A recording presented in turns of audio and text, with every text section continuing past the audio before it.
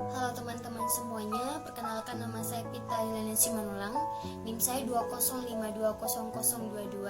Saya dari Paralel IP5L dengan mata kuliah Kebijakan Publik, dosen pengampu Bapak Heri Purnomo.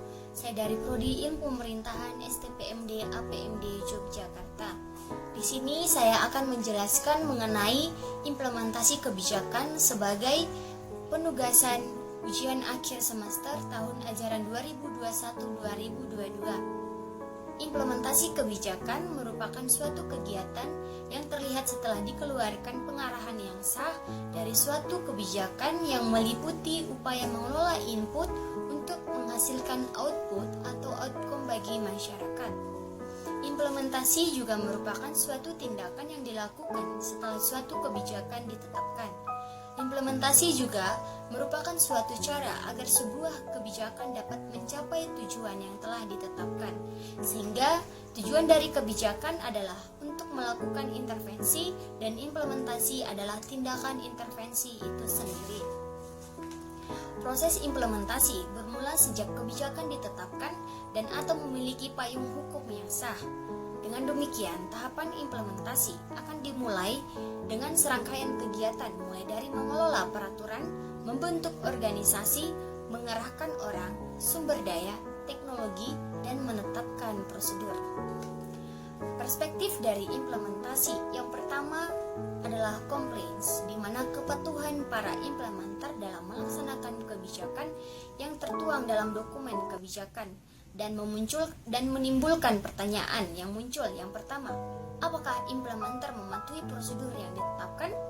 Yang kedua, apakah pelaksanaan kegiatan sesuai dengan jadwal yang disusun? Yang ketiga, apakah kelompok sasaran sesuai dengan kriteria?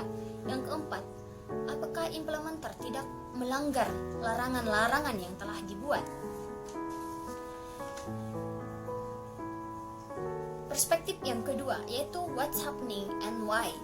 Ukuran keberhasilan implementasi tidak hanya dilihat dari segi kepatuhan para implementer dalam SOP, tetapi merealisasikan tujuan-tujuan kebijakan yang wujud nyatanya berupa dampak kebijakan. Sehingga memunculkan pertanyaan yang pertama, siapa dan bagaimana kondisi serta distribusi kelompok sasaran? Yang kedua, apakah program sesuai dengan tujuan kebijakan? Dan berapa besar kemungkinan berhasil dalam implementasi. Dengan demikian, kita dapat mengetahui bahwa faktor-faktor yang mempengaruhi implementasi yaitu yang pertama, kualitas dari kebijakan, yang kedua, kecukupan input kebijakan, yang ketiga, ketepatan instrumen yang dipakai untuk mencapai tujuan, yang keempat, kapasitas implementer, yang kelima, karakteristik dan dukungan kelompok sasaran, yang keenam, kondisi lingkungan geografi, sosial, ekonomi, dan politik di mana implementasi tersebut dilakukan. Nah, untuk contohnya, saya mengambil contoh terkait wabah COVID-19 yang terjadi di negara Indonesia.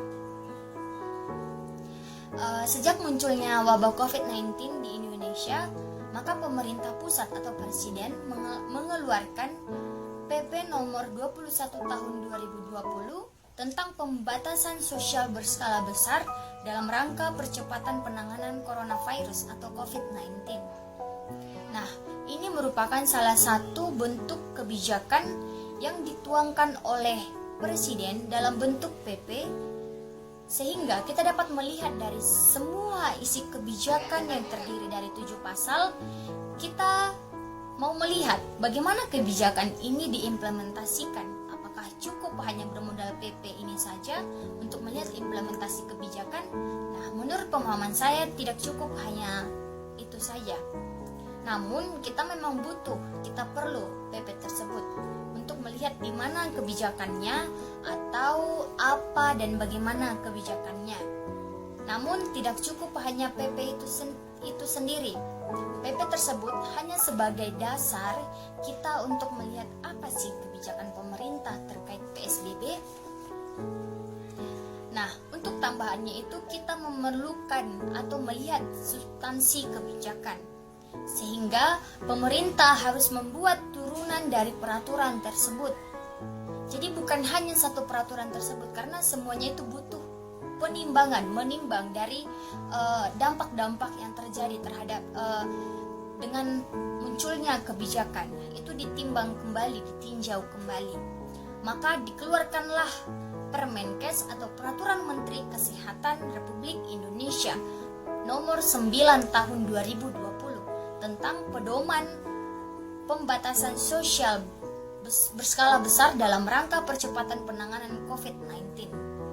Sehingga kita dapat melihat kebijakan yang ada. Namun tidak cukup hanya kebijakan saja, harus disertai dengan tindakannya. Betul-betul terdapat tindakan yang terjadi. Sehingga ini menjadi jawaban dalam mencapai tujuan implementasi kebijakan tersebut. Oke teman-teman, terima kasih.